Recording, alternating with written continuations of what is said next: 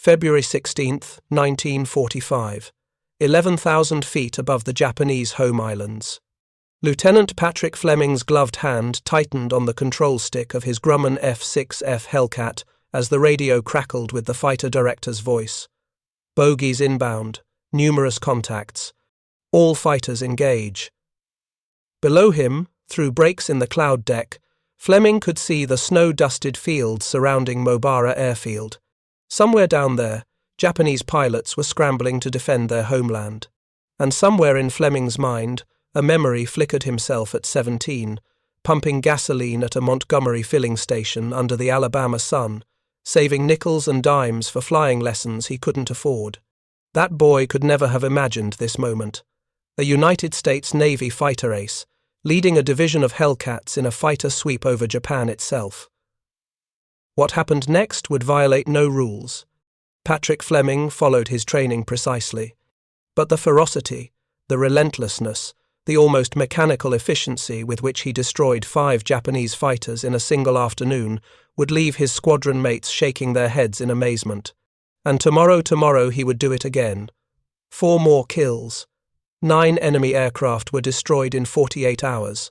Not through luck, not through some supernatural talent, but through a combination of excellent training, a devastatingly effective aircraft, and the quiet determination of a working man who had spent his youth repositioning, arresting hooks on carrier decks, while other officers flew the planes he could only dream of piloting.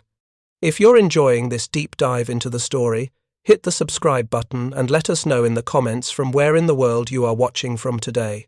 The story of Patrick Fleming reveals a truth the American military establishment discovered repeatedly during World War II. The best warriors don't always come from military academies or privileged backgrounds. Sometimes they emerge from filling stations and destroyer decks. Sometimes the most lethal fighter pilot in a squadron is the enlisted man who spent years watching officers fly while he manually cranked arresting gear. Sometimes greatness requires not just opportunity, but hunger.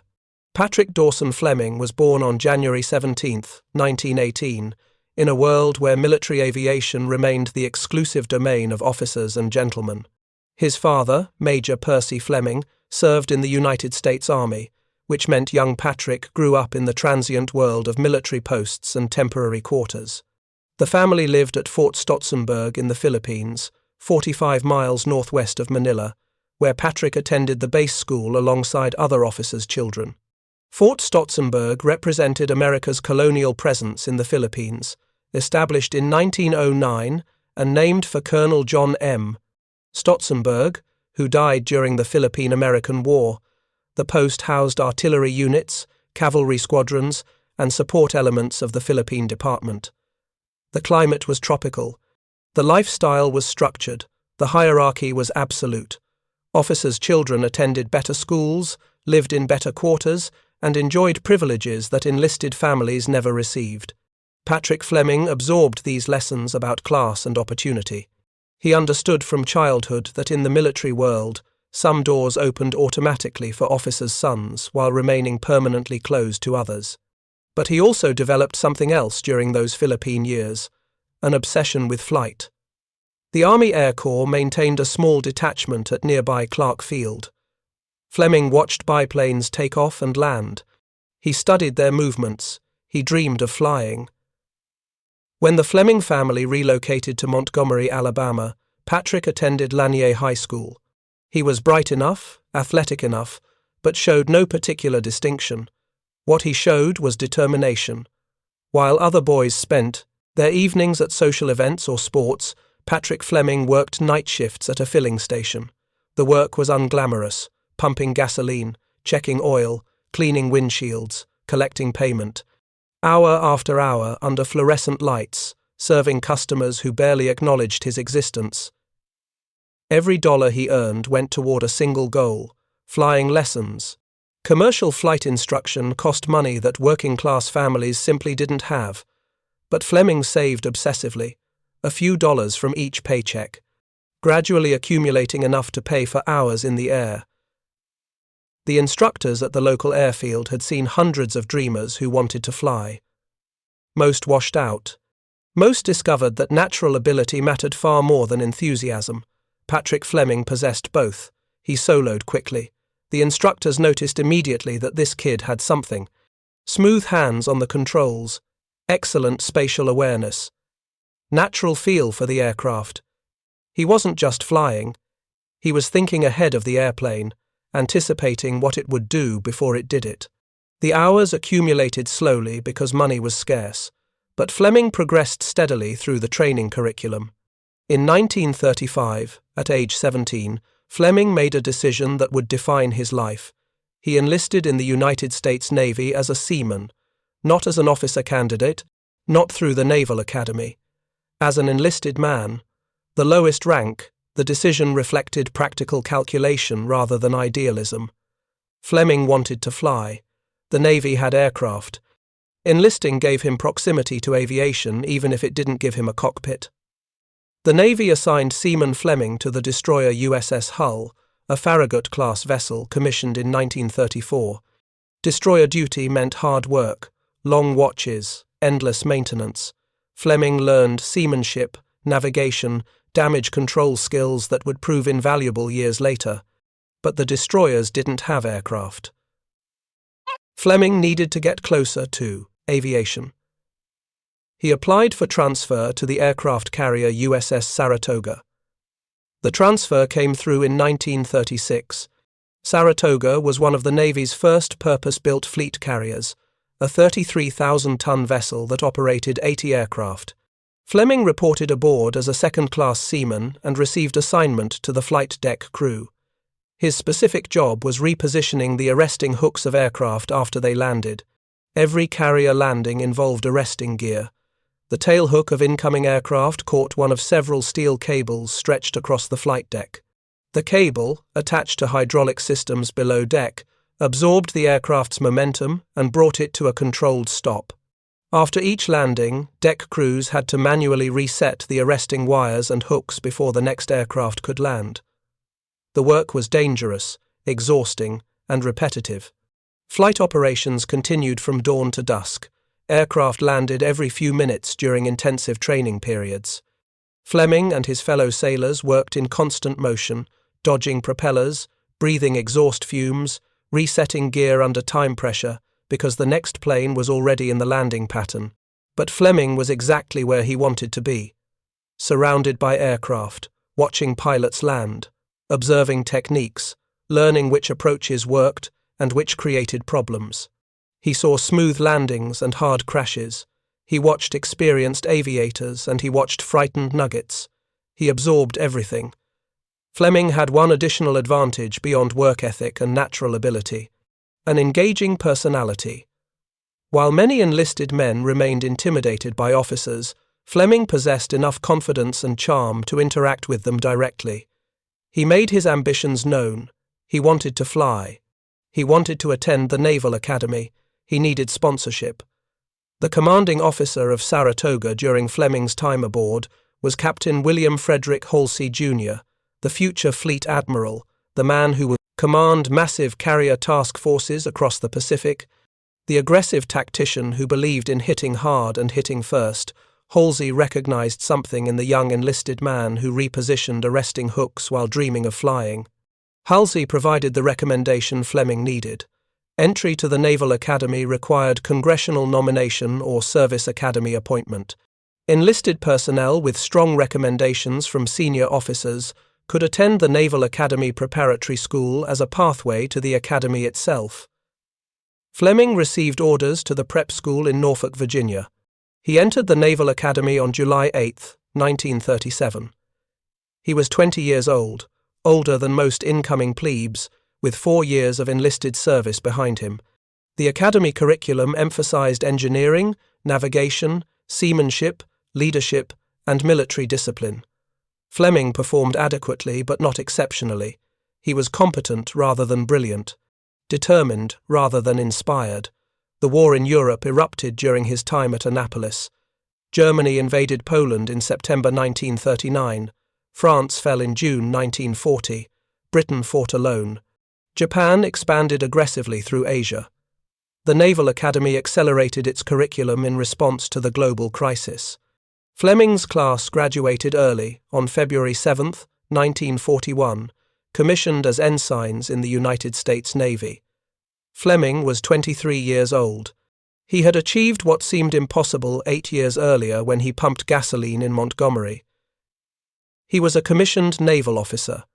The Navy assigned Ensign Fleming to the light cruiser USS Cincinnati. The ship was part of neutrality patrol operations in the Caribbean and Atlantic, monitoring French warships in the West Indies and searching for German blockade runners. The duty was important, but not glamorous. Fleming performed well. He demonstrated competence in ship handling and navigation, but he still wasn't flying. December 7, 1941, Pearl Harbor. The Japanese attack transformed everything. The United States was at war. The Navy needed pilots desperately. Fleming immediately applied for flight training. His application emphasized his previous flight experience from those expensive lessons in Alabama, his time on Saratoga observing carrier operations, and his determination to serve in naval aviation. The application was approved. In November 1942, after completing his tour in Cincinnati, Fleming received orders to Naval Air Station Pensacola, Florida, the Navy's primary flight training facility. He entered the pipeline that would transform competent naval officers into carrier-qualified aviators. Naval aviator training in 1942 was systematic and thorough. Primary training taught basic flight skills in simple aircraft. Intermediate training introduced more powerful planes and advanced maneuvers. Advanced training focused on carrier qualifications, formation flying, gunnery, and combat tactics. The curriculum was designed to produce pilots who could operate effectively from carriers under combat conditions. Fleming progressed through the training without difficulty. The hours he had accumulated years earlier in Alabama, combined with his experience observing carrier operations on Saratoga, gave him advantages over other students. He understood naval aviation from both the flight deck perspective and the cockpit perspective. He knew what deck crews needed from pilots. He understood carrier landing patterns from watching thousands of approaches. He earned his Wings of Gold in March 1943. He was officially designated a naval aviator. He was 25 years old. The journey from filling station to fighter pilot had taken 8 years of relentless determination, but Fleming still hadn't entered combat. The Navy sent him to Naval Air Station Quonset Point in Rhode Island for night fighter training. Night fighting represented the cutting edge of naval aviation. Flying and fighting in darkness required exceptional instrument skills, precise navigation, and absolute confidence in your aircraft and your training. The curriculum was demanding and the washout rate was high. While at Quonset Point, Fleming met Neville Bartlett, daughter of retired Navy Commander Owen Bartlett. They married shortly thereafter. Fleming completed night fighter training in November 1943 and received orders to Naval Air Station Atlantic City to serve as a flight instructor while awaiting assignment to an operational squadron. He spent months training other pilots. Competent work, but frustrating. The war was being won in the Pacific by pilots flying from carriers. Fleming was teaching basic skills in New Jersey. The assignment came through in February 1944. Fighting Squadron 80, VF-80, was commissioned under the command of Lieutenant Commander Albert O. Vorse, Jr. The squadron would be equipped with the Grumman F6F Hellcat, the Navy's premier carrier fighter. They would be assigned to USS Ticonderoga, one of the new Essex-class fleet carriers that were joining the Pacific Fleet in increasing numbers. Fleming reported to VF-80 as a junior pilot. He had no combat experience. He had logged hundreds of training hours but had never faced an enemy aircraft. He had watched the war from training squadrons and instructor billets, while other pilots earned combat decorations. VF-80 worked up at Naval Air Station Atlantic City through the spring and summer of 1944. The pilots flew formation drills, gunnery exercises, carrier qualification aboard training carriers on the Great Lakes, and tactics development. They learned to fly the Hellcat, to fight as a unit, to coordinate with other aircraft types. By September 1944, VF-80 was ready for combat. The squadron flew to the West Coast and embarked on USS Ticonderoga at Naval Air Station Alameda in California. The carrier departed for Pearl Harbor, then continued west to the combat zone. The journey gave the pilots time to absorb what they were about to experience: the casualty rates, the intensity, the relentlessness. Veterans from earlier campaigns briefed the new pilots on Japanese tactics, on survival techniques, on what worked and what got you killed.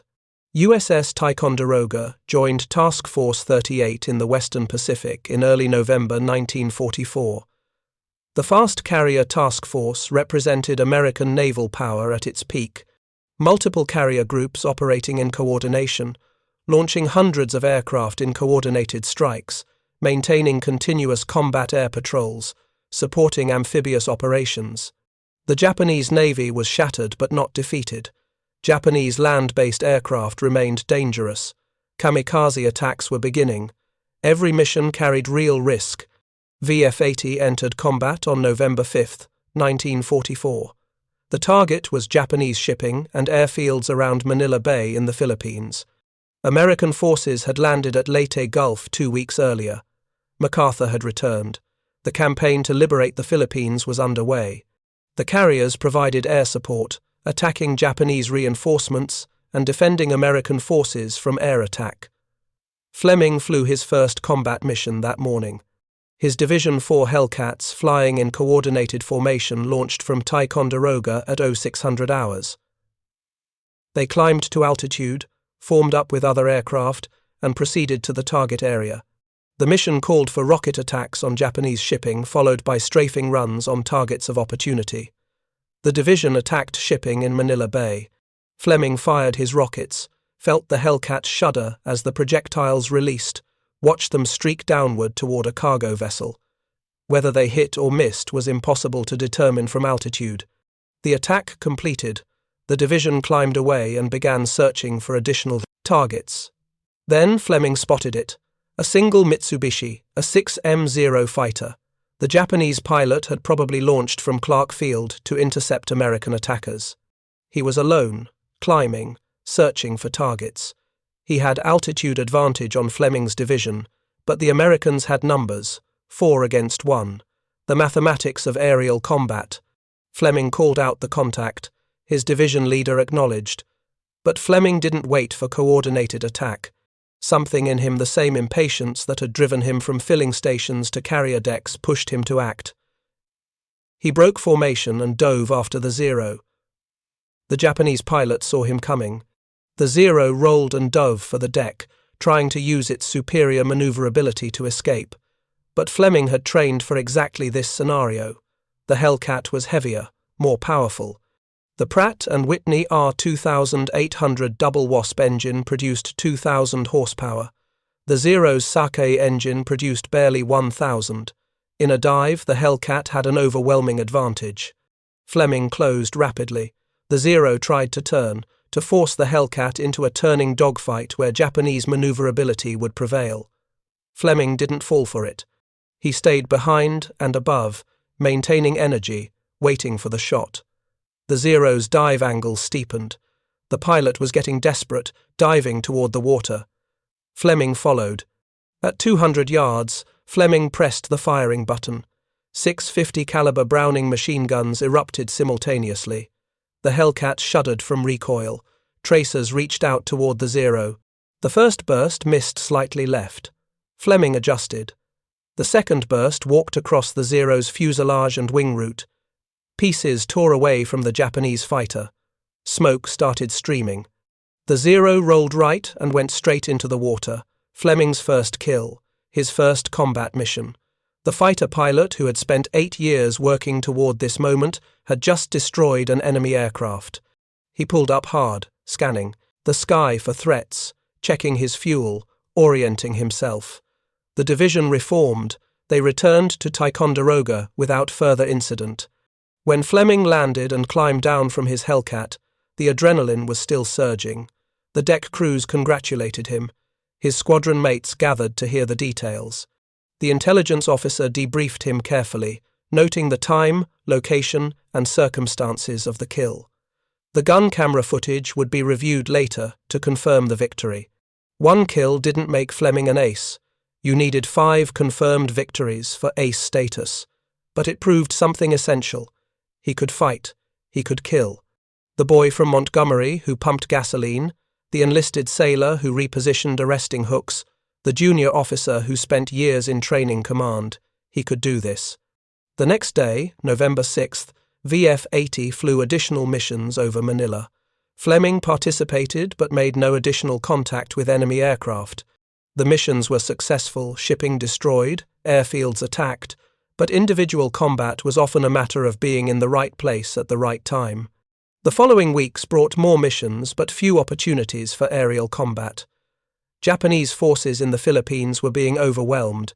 Air opposition was decreasing. American fighters swept the skies, largely unopposed. Fleming flew routine missions. He bombed, he strafed, he escorted bombers, competent work, professional execution, but no additional kills. Then came November 25th. The mission called for a 2-plane communication relay over the Philippine Islands. Fleming led his wingman to the assigned position. Their role was to maintain radio contact between strike aircraft and the carrier, extending the range of communication. It was not a glamorous duty. It was not typically dangerous. They would orbit at altitude, monitor frequencies, and relay messages. Then Fleming spotted them. A formation of 5 Japanese fighters. Exact type uncertain at distance, probably Zeros or Oscars. They were flying below Fleming's altitude, apparently unaware of the 2 Hellcats above them. Fleming had multiple choices. He could report the enemy aircraft and vector other friendlies to intercept. He could maintain his position and continue the communication relay mission. He could shadow the Japanese and wait for reinforcements. Fleming made a different choice. He attacked immediately, 5 enemy aircraft against 2 American fighters. The mathematics suggested caution. Fleming ignored mathematics. He rolled into a dive, building speed, positioning for an overhead attack. His wingman followed, probably wondering if their division leader had lost his mind. The Japanese never saw them until it was too late. Fleming opened fire at close range on the trailing fighter. The Japanese aircraft exploded. Fleming pulled through, acquired a second target, fired again. That fighter also went down, 2 kills in seconds. The remaining 3 Japanese fighters scattered. The element of surprise was gone. Now it was 3 against 2, and the enemy was alert.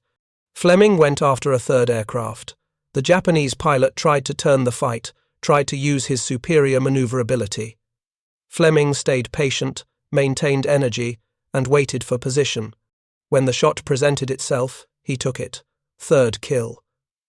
The remaining 2 Japanese fighters fled. Fleming and his wingman returned to their communication relay station as if nothing unusual had happened. 3 kills. Fleming was now credited with 4 total victories. 1 more, and he would be an ace. The squadron intelligence officer noted in his report that Lieutenant Fleming had demonstrated exceptional aggression and gunnery skill. 5 enemy aircraft engaged, 2 American fighters, 3 confirmed kills, 0 damage to friendly aircraft. The mathematics worked when execution was perfect. December opened with bad weather, low cloud decks, rain, poor visibility. Combat operations continued, but opportunities for air-to-air combat were limited. Then came December 14th. The fast carriers were supporting American landings at Mindoro in the Philippines, scheduled for December 15th. The mission for December 14th called for fighter sweeps Hellcats hunting enemy aircraft before they could interfere with the amphibious operations. VF-80 launched 2 divisions, 8 Hellcats total. Fleming led 1 division. The Hellcats cruised at 9,000 feet, searching for targets. Intelligence had reported Japanese reinforcements flying south from Luzon. If they could intercept those reinforcements before they reached Mindoro, they could eliminate the threat before it developed. Then they spotted them. Not a small formation, not a few aircraft. A gaggle of approximately 27 Japanese fighters, Zeros and Nakajima Ki 43 Oscars mixed together flying in loose formation at lower altitude. They were heading south, exactly what intelligence had predicted. But the numbers were daunting. 8 American fighters against 27 Japanese, more than 3-to-1 odds. Fleming's division leader made the decision instantly. Attack. The element of surprise was absolute. The Japanese were flying in loose formation, not tactical formation. They were cruising, not expecting contact. Their airspeed was low. They were vulnerable. The 8 Hellcats dove as a unit. Fleming selected targets. The Japanese finally saw them. Too late. The Americans had altitude, speed, position, everything favored them. Fleming opened fire on the first Zero. It exploded. He pulled through, acquired another target. Second kill. The sky erupted into chaos. 27 Japanese fighters trying to react. 8 American fighters pressed the attack with savage intensity. Zeros rolled and dove. Oscars tried to climb. Some Japanese pilots bailed out rather than fight. The Americans worked through them methodically. Fleming destroyed a third aircraft, then a fourth. His division mates were scoring simultaneously. The radios were filled with calls. Scratch 1, tally 2 more, clearing 6 o'clock. The engagement lasted perhaps 5 minutes. Then it was over. The surviving Japanese scattered and fled. The 8 Hellcats reformed and conducted a head count. All present. Not a single bullet hole in any American aircraft. They had ambushed 27 enemy fighters and emerged completely unscathed. The squadron intelligence officer's report documented 19 confirmed kills. Robert Anderson scored 5. Fleming scored 4. Richard Cormier scored 3. The others divided the remaining 7. It was one of the most lopsided air victories in the Pacific War. 8 against 27, 19 kills. 0 losses, 0 damage. Fleming now had 8 confirmed victories. He was an ace twice over. His combat career was 6 weeks old. He had flown perhaps 20 missions. The progression from his first kill on November 5th to 8 kills on December 14th suggested a pilot who was not just competent but exceptional. What made Fleming deadly was not superior aircraft. All the pilots in VF-80 flew identical Hellcats. It was not superior tactics. They all received the same training. It was something else. Aggressiveness combined with patience, willingness to press attacks while maintaining discipline, perfect gunnery combined with situational awareness, the ability to kill quickly, efficiently, without wasting ammunition, while simultaneously tracking threats and maintaining formation awareness. The squadron mates who flew with Fleming noticed these qualities. He wasn't flashy, he wasn't reckless, he simply executed textbook attacks with mechanical precision. When he fired, enemy aircraft died. He didn't chase kills. He created opportunities and exploited them. The fast carriers continued operations through late December. VF-80 flew additional missions. Fleming participated but made no additional contact. The tempo was relentless. Launch before, dawn, fly multiple missions, land after dark, sleep, repeat. The physical exhaustion was overwhelming, but the mission continued. December faded into January 1945. The fast carriers repositioned for strikes against Formosa, the large island north of the Philippines that Japan had controlled since 1895. Formosa represented a major staging base for Japanese air power. Airfields dotted the island. Japanese aircraft used Formosa to reinforce operations in the Philippines and to threaten American naval forces. January 3, 1945. The weather over Formosa was terrible. Thick fronts, heavy cloud cover, limited visibility. Most strike groups couldn't penetrate to their targets. Those that did fly through the weather on instruments, blind, hoping to break out over the objective. VF-80 launched 3 divisions, 12 Hellcats to sweep the area searching for airborne targets.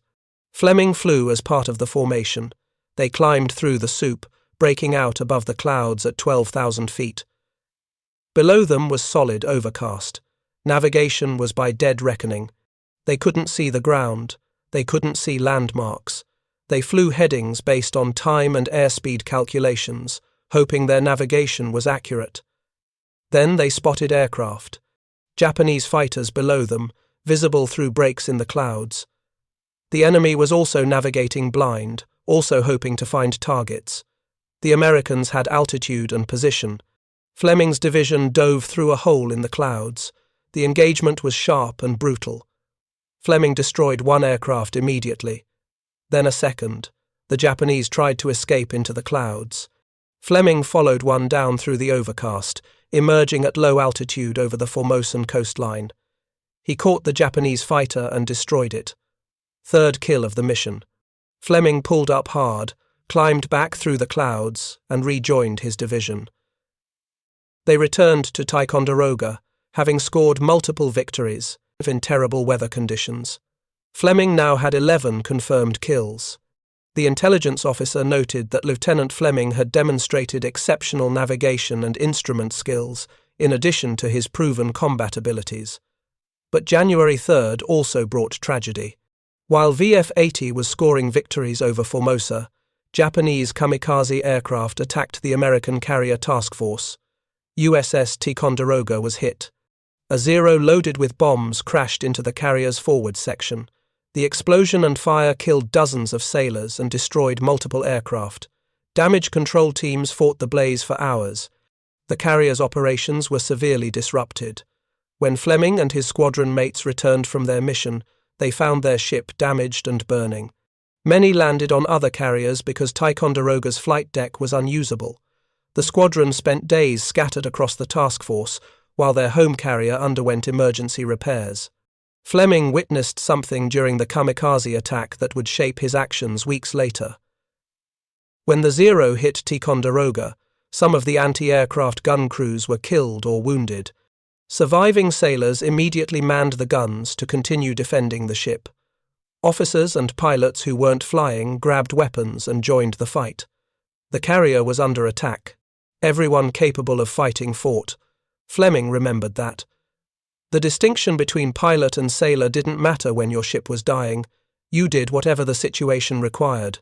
Ticonderoga limped back to Ulithi Atoll for temporary repairs. The damage was serious but not catastrophic. The carrier could continue operations after emergency fixes. While the ship was being patched, the Navy made an organizational change that would affect VF-80 directly. The composition of carrier air groups was changing. The kamikaze threat required many more fighters for combat air patrol and defensive operations. To accommodate this, existing fighter squadrons were split into two separate units, fighter squadrons and fighter-bomber squadrons. Same aircraft, same pilots, different designations and slightly different missions. On January 10, 1945, VF-80 officially split. The original squadron retained the VF-80 designation. The new unit became VBF-80 Bomber Fighting Squadron 80. Lieutenant Patrick Fleming was named Executive Officer of VBF-80, second in command of the new squadron. The promotion reflected his combat record, 11 confirmed kills in 2 months. Aggressive but disciplined, excellent leader.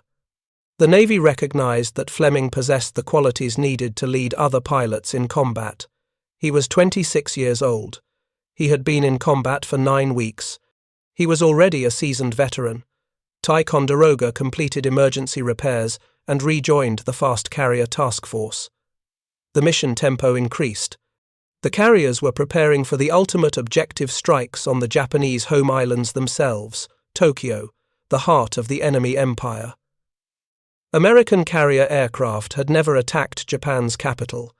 The audacity of the operation was breathtaking. Late January and early February brought intensive operations.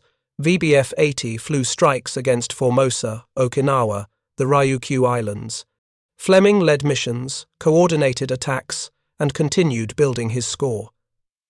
He destroyed additional aircraft on the ground during strafing runs. But aerial combat opportunities were decreasing.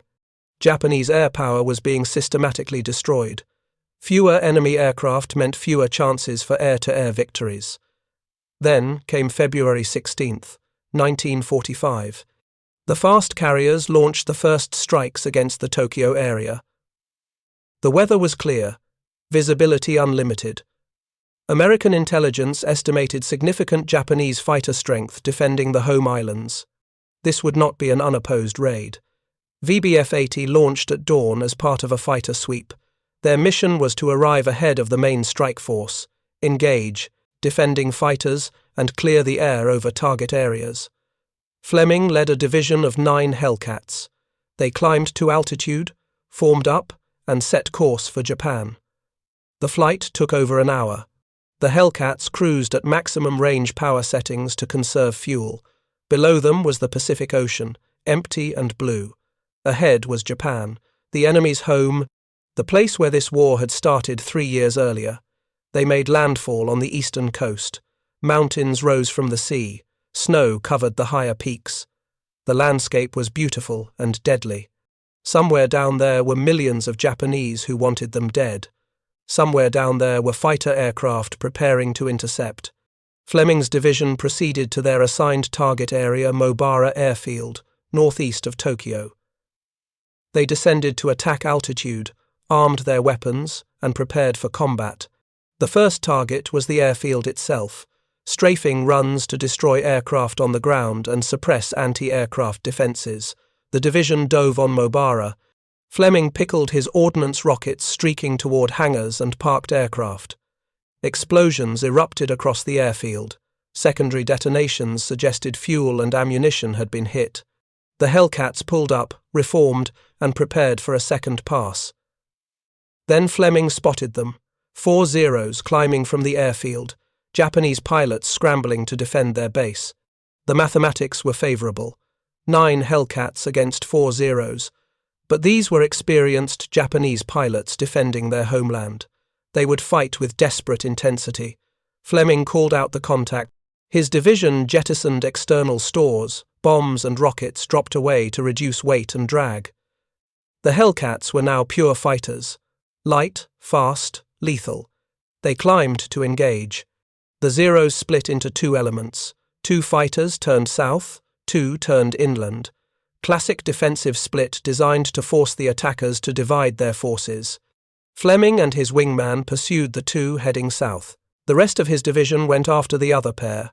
The chase developed at low altitude over the Japanese countryside. Fields and villages flashed below.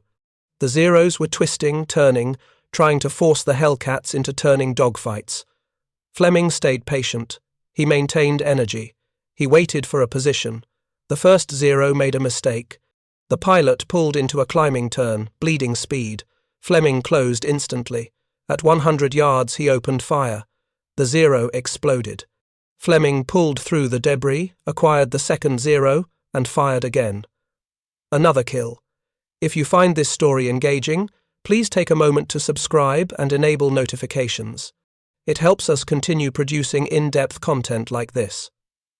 Fleming's wingman had destroyed one of the original 4. The rest of the division had eliminated the other pair and engaged additional Japanese fighters that had launched from nearby airfields. The radio net was filled with combat calls. Fleming climbed back to altitude, scanning for additional targets. Below him, he spotted a group of 6 antiquated Nakajima Ki 27 Nate fighters. The Nate was obsolete before Pearl Harbor. Fixed landing gear, low speed, minimal armament. They stood no chance against the Hellcats, but Japanese commanders were throwing everything available into the air to defend against the American attack. If Nates were all they had, Nates would fight. Fleming dove on them. The Japanese pilots saw him coming and scattered. Fleming selected the nearest target and destroyed it. Then a second, then a third, then a fourth. 4 Nates destroyed in perhaps 90 seconds. The remaining 2 fled at wave-top altitude, desperate to escape. Fleming let them go.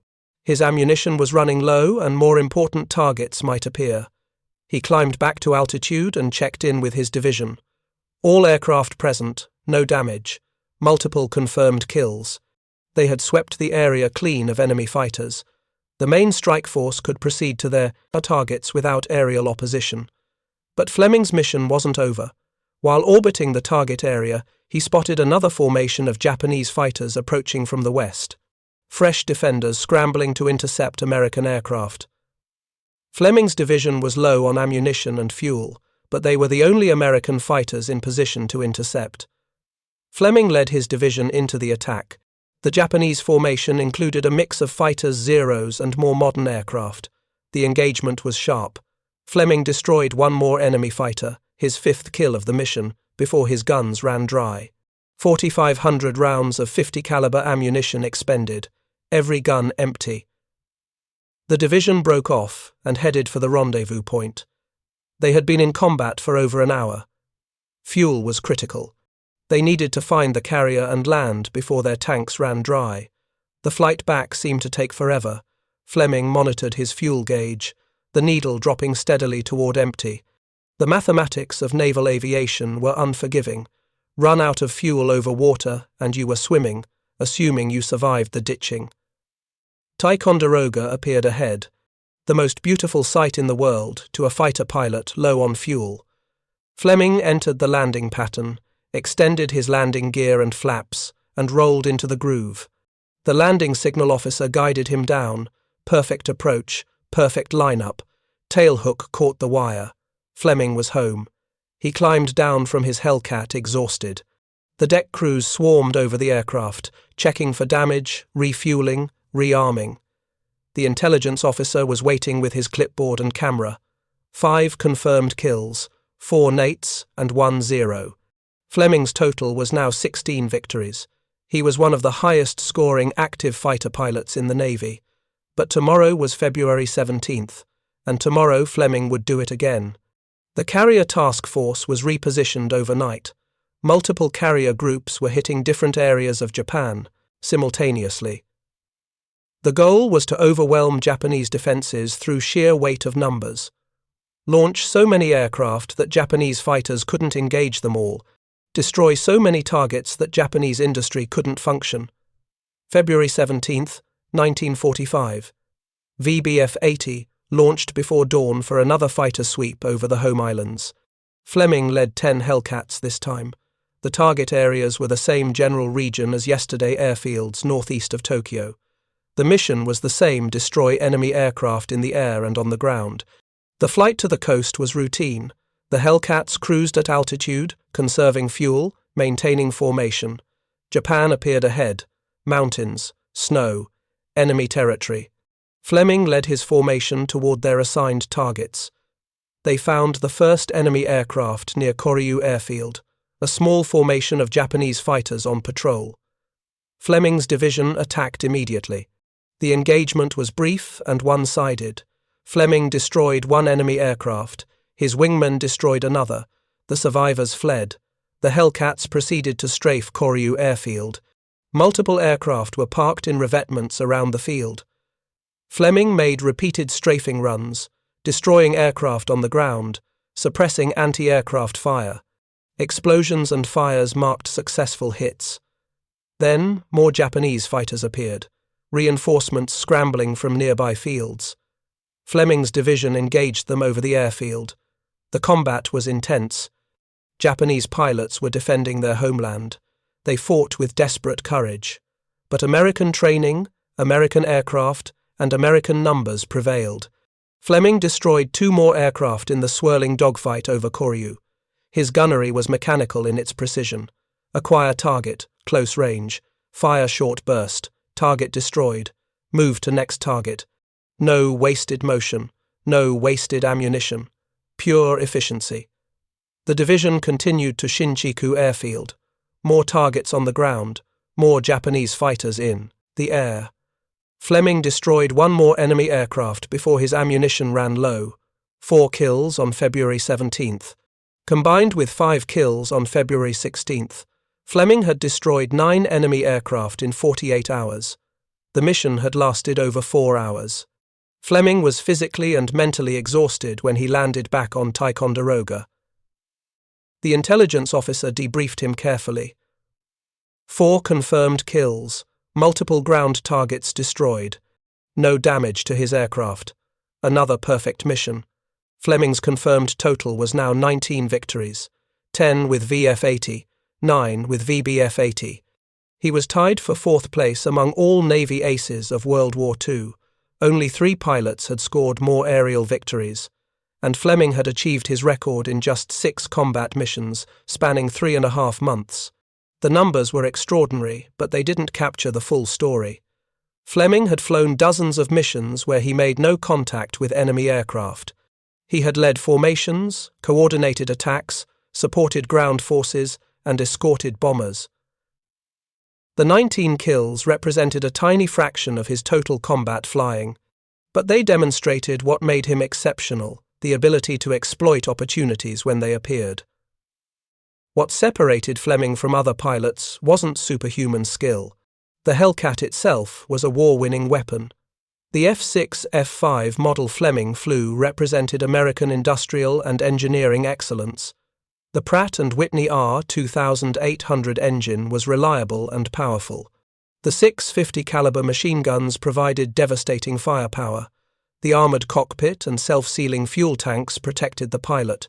The wide-track landing gear made carrier landings safer. Every aspect of the Hellcat was designed for one purpose: killing enemy aircraft while keeping American pilots alive. The F6F Hellcat entered service in September 1943. Over the following 2 years, Navy and Marine Hellcat pilots would be credited with destroying 5,163 enemy aircraft in aerial combat, while losing only 270 Hellcats in air-to-air engagements. The kill ratio was 19-1. For every Hellcat lost in aerial combat, American pilots destroyed 19 enemy aircraft. That ratio wasn't luck. It was a systematic advantage. American pilots received over 500 hours of flight training before entering combat. Japanese pilots by 1945 received as little as 40 hours. American aircraft had superior high-altitude performance, superior dive speed, superior firepower. American logistics ensured that damaged aircraft were repaired quickly and lost aircraft were replaced immediately. American carrier task forces operated with overwhelming numerical superiority. Patrick Fleming succeeded not because he was unique, but because he operated within a system designed to produce success. The system trained him thoroughly. The system equipped him excellently. The system supported him completely. His individual skill and aggression exploited those advantages to maximum effect. But February 17, 1945, was Fleming's last aerial combat. VBF-80 continued flying missions through the end of February, but encountered no additional enemy aircraft in the air. Japanese air power over the home islands was being systematically destroyed. American fighters dominated Japanese airspace. The mission changed from air superiority to ground attack. Fleming led strafing missions. He bombed Japanese installations. He provided close air support for planned invasion forces. But the opportunities for aerial combat that had produced 19 kills in 3 months simply disappeared. Japanese fighters stayed on the ground or launched only when absolutely necessary. The mathematical advantage that had favored Fleming, excellent aircraft, excellent training, overwhelming numbers, now manifested as air superiority so complete that the enemy refused to fight. In early March 1945, Ticonderoga was rotated back to the United States for maintenance and refit. VBF-80 was relieved by a fresh squadron. Fleming and his squadron mates flew their Hellcats off the carrier for the last time. The combat tour was over. They had survived. Fleming returned to the United States as the 4th-ranking Navy ace of World War II. 19 confirmed victories in 6 sorties. The concentration of success was almost unprecedented. Most aces accumulated their scores over dozens or hundreds of missions spanning months or years. Fleming had achieved ace status and far beyond in less than 4 months of combat. The Navy awarded him extensive decorations: the Navy Cross, the service's 2nd highest award for valor, 3 Silver Stars, a Bronze Star, 5 Distinguished Flying Crosses, 4 Air Medals. The citations detailed his aggressive leadership, his exceptional gunnery, his courage under fire. But the decorations couldn't capture what Fleming had actually accomplished. He had done exactly what the Navy trained him to do. He had exploited the advantages American technology and American training provided. He had led other pilots effectively. He had killed the enemy with mechanical efficiency.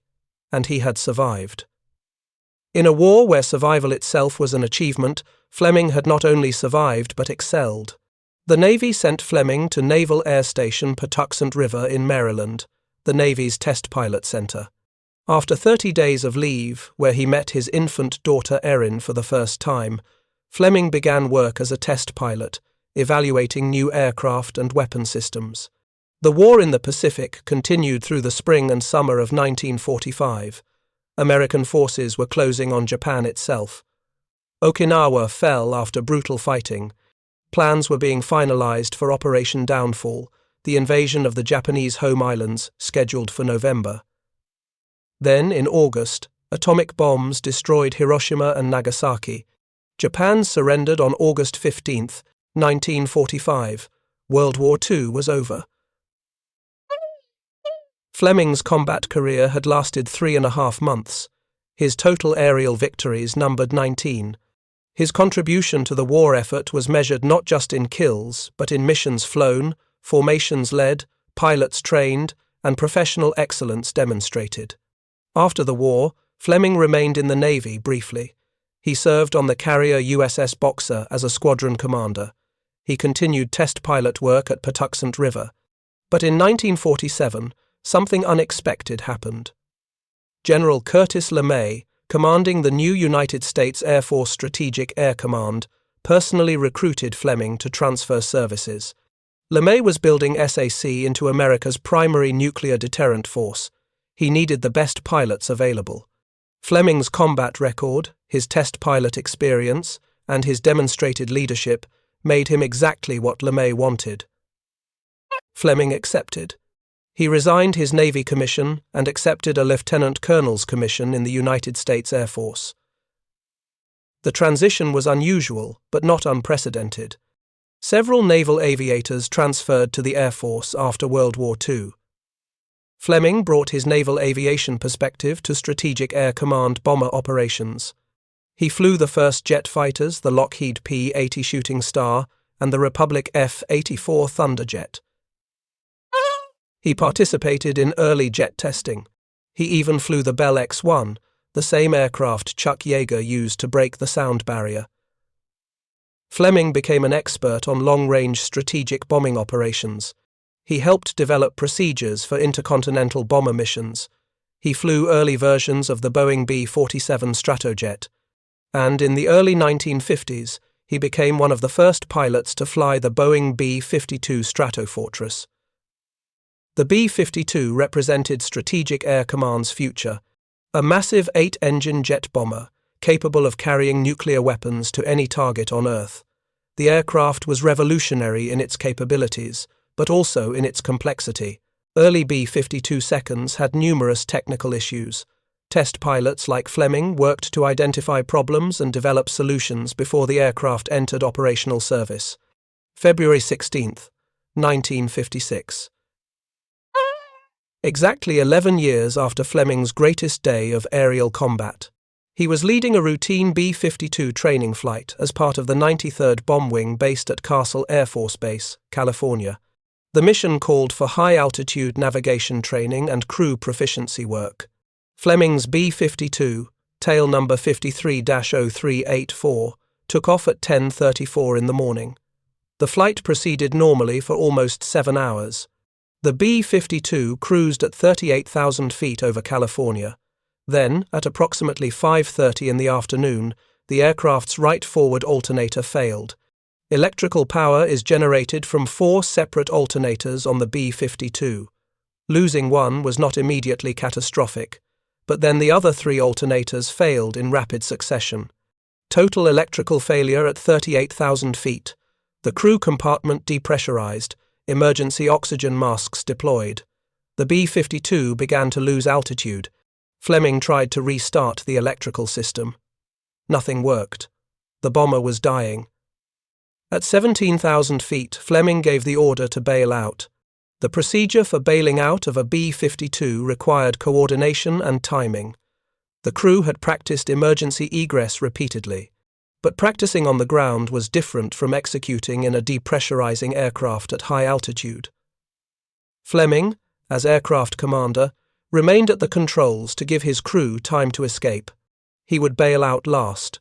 4 crew members successfully ejected and parachuted safely to Earth. Fleming pulled the ejection handle. The explosive charges fired. The seat rocketed upward through the canopy. Fleming separated from the seat and his parachute deployed, but something went wrong. The parachute caught fire, possibly from friction during deployment or from contact with the burning aircraft. Burning parachute silk collapsed. Fleming fell helplessly toward the ground. He died on impact. The first B-52 Stratofortress to crash in the aircraft's operational history killed Patrick Dawson Fleming, Lieutenant Colonel, United States Air Force, the fourth-ranking Navy ace of World War II. Test pilot, Strategic Air Command officer. He was 38 years old. He had survived 3.5 months of intense aerial combat over the Pacific. He had destroyed 19 enemy aircraft. He had been shot at by hundreds of Japanese fighters and countless anti-aircraft guns, and he died in a training accident over California. The funeral was held with full military honors. Fleming was buried at Golden Gate National Cemetery in San Bruno, California. The graveside service included a flyover by fighter aircraft, the American flag draped over his coffin. The service that the young man from Montgomery who pumped gasoline had given to his country was recognized and honored. Fleming's story reveals truths about warfare, about American military effectiveness, and about the men who fought World War II. He wasn't born to privilege. He wasn't destined for greatness. He was an enlisted sailor who repositioned arresting hooks while dreaming of flying. He was a filling station attendant who saved nickels for flying lessons. He was a working man who wanted something more than what he'd been given. The American military system in World War II created pathways for men like Fleming. Enlisted personnel could earn commissions. Working-class kids could attend the Naval Academy. Competence mattered more than background. The system wasn't perfect. Class and privilege still provided advantages, but the system was more open than most military establishments in history. Fleming's 19 victories in 3.5 months resulted from the combination of his individual skill and the system's support. American pilot training was excellent. American aircraft were superior. American logistics were overwhelming. American tactics emphasized the strengths of American equipment while exploiting weaknesses of Japanese equipment. Fleming operated within this system and used it to maximum effect. But the system couldn't protect him from a burning parachute over California in 1956. The randomness of death in military service doesn't respect combat records or decorations. Fleming survived the most dangerous flying imaginable, carrier aviation in combat against determined enemies, only to die in a training accident. The irony is sharp but not uncommon. Many World War II veterans survived combat only to die in peacetime accidents. Fleming left behind his wife Neville, his daughter Erin, and a combat record that placed him among the elite fighter pilots of American history. Fourth-ranking Navy ace, 19 confirmed victories. Navy Cross, 3 Silver Stars, multiple other decorations. But more importantly, he left an example of what working-class determination combined with systematic training could accomplish. The boy from Montgomery who pumped gasoline became a fighter pilot who destroyed 19 enemy aircraft in 6 missions. The enlisted sailor who manually reset arresting gear became an officer who led other pilots in combat. The anonymous working man became a recognized ace. The pathway wasn't easy. The journey took 8 years of relentless effort, but the pathway existed. Thank you for watching. For more detailed historical breakdowns, check out the other videos on your screen now and don't forget to subscribe.